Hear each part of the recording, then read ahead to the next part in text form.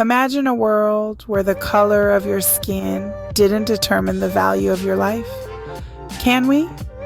Let's rewind to 4 years ago, to a day that shocked the world and sparked a global outcry for justice and equality. On a regular day in Minneapolis, a man named George Floyd was apprehended by police officers.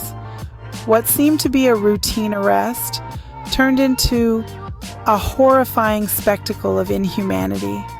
Derekchauvin, one of the officers involved, knelt on George Floyd's neck for an agonizing 9 minutes and 29 seconds. Despite Floyd's desperate pleas of, "I can't breathe," Chauvin's knee remained unyielding, gradually squeezing the life out of Floyd. This incident was not a secret affair, done away from prying eyes. It happened in broad daylight, in full view of a crowd of horrified onlookers. They watched, recorded, and shared the appalling scene, turning their feelings of helplessness into a call for justice. Chauvin's defense argued that his actions were in line with police training, attributing Floyd's death to drug use and health issues. But the world saw the video. The world heard George Floyd's cries. The world felt the weight of that knee. This wasn't just about George Floyd. It was about every person who has ever been judged, mistreated, or lost their life because of the color of their skin. It was about a system that allowed such incidents to happen time and time again. The initial public response was one of shock, then anger, then a resounding demand for justice. Protests erupted across the globe, with people of all races and backgrounds standing in solidarity, chanting, "Black Lives Matter." George Floyd's last breath became the spark that ignited a global call for justice. In the wake of the tragedy, the world erupted, demanding justice and equality. From Minneapolis to Melbourne, protests rippled across the globe. People of all backgrounds stood shoulder to shoulder in a unified cry against racial injustice. Streets filled with placards and chants, hearts filled with grief and determination.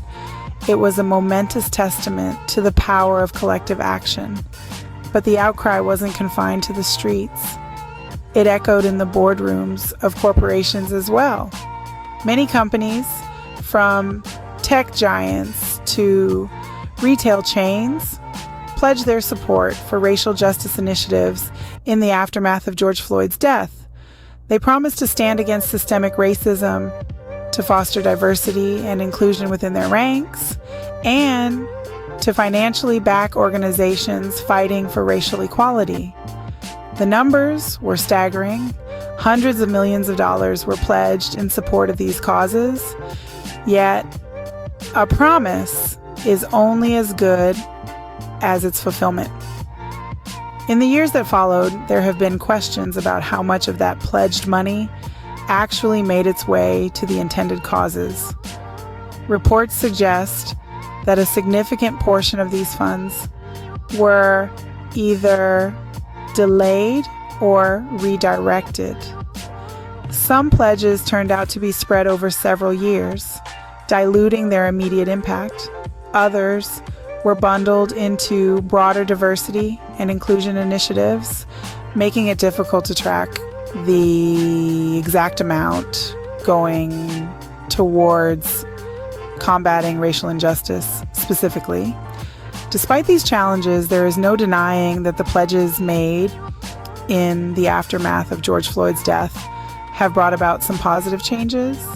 They've sparked conversations about systemic racism within corporate structures.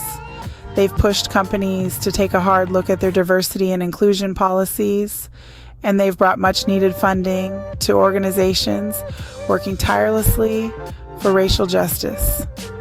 But words are wind, they say. How much of these promises were kept remains a question. The journey towards racial justice is long and winding.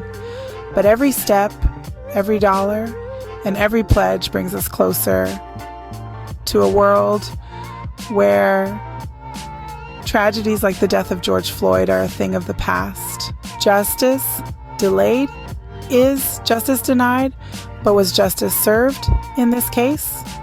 In the aftermath of George Floyd's death, a spotlight was cast on the justice system. The trials and sentences of the police officers involved became a focal point of public attention. Derekchauvin, the officer who knelt on George Floyd's neck, was found guilty of murder. His trial was a whirlwind of emotion, with witnesses recounting the traumatic event, and Chauvin's defense arguing his actions were in line with police training. The jury's decision, however, reflected a broader sentiment, a demand for accountability. Chauvin was sentenced to 22 and a half years in state court and an additional 21 years in federal court. But Chauvin wasn't the only officer on trial. Thomas Lane, who held Floyd's legs during the incident, was also found guilty of violating Floyd's civil rights.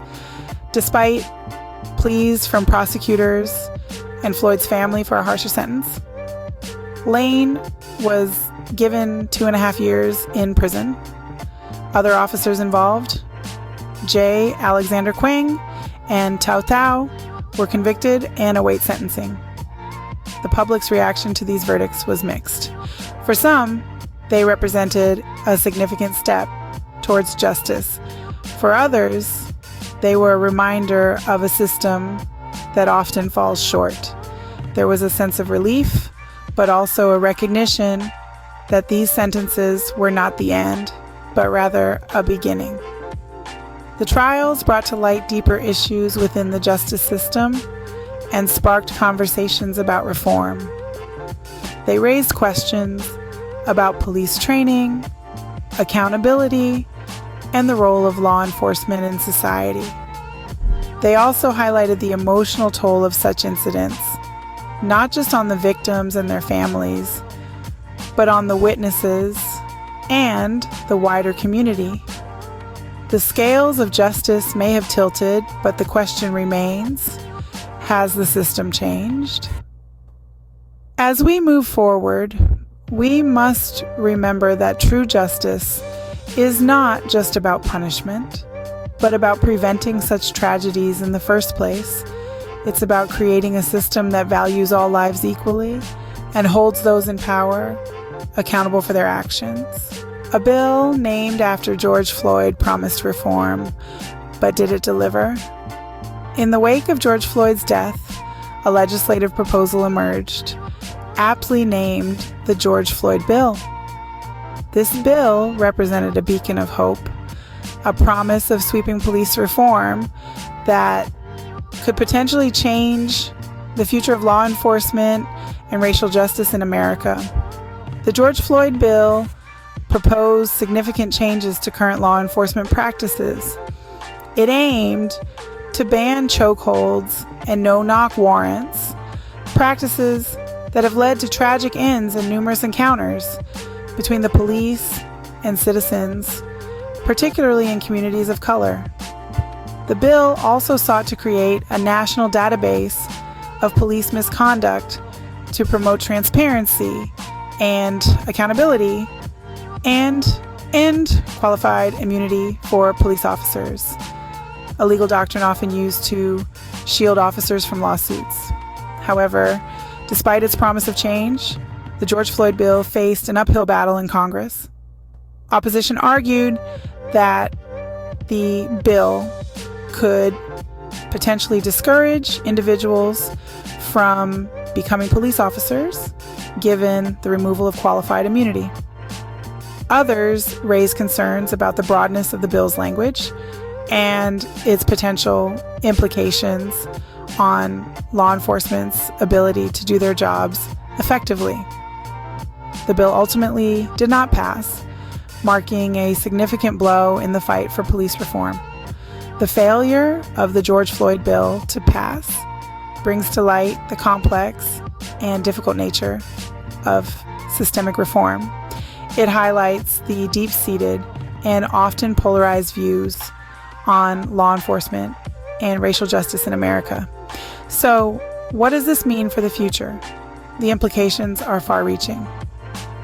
The failure of the George Floyd bill underscores the challenges faced in the quest for racial justice and police reform.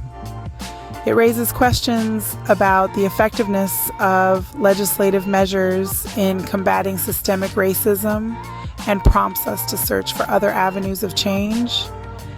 In the face of systemic racism, even legislation seems to falter. As we look to the future, can technology provide the answer? The world of law enforcement is not immune to the sweeping wave of technological advancements. We've seen the rise of artificial intelligence, predictive policing algorithms, and even robotic police officers in some parts of the world. These tools promise to increase efficiency, reduce human error, and perhaps even eliminate some forms of bias. However, they're not without their pitfalls. Critics argue that these technologies can perpetuate and even amplify existing prejudices if they're based on biased data. For instance, if an algorithm is trained on data from historically over-policed neighborhoods, it may unfairly target those areas in the future. Moreover, the use of technology raises concerns about privacy and civil liberties. Where do we draw the line between safety and intrusion? How do we ensure that these tools are used responsibly and transparently? So, while technology offers a tantalizing glimpse into a future where policing is more efficient and impartial, it's not a silver bullet. It's a tool, and like any tool, its effectiveness depends on how it's used. Technology may hold promise, but can it truly eradicate bias and prejudice? 4 years have passed since George Floyd's death. Where are we now? The landscape of our society has undeniably shifted, but has it changed enough? The pledges of corporations, the trials, the sentences, the proposed legislation, they all point to a society grappling with the need for change.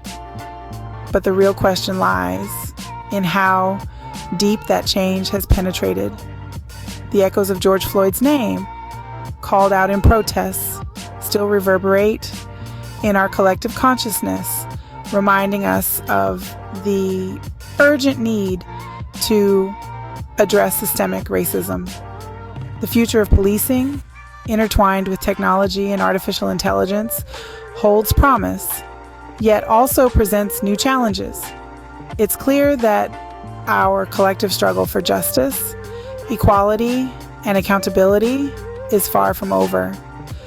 The importance of continued activism and awareness cannot be understated. Your voice, your actions, your determination to seek justice and promote equality, they all matter.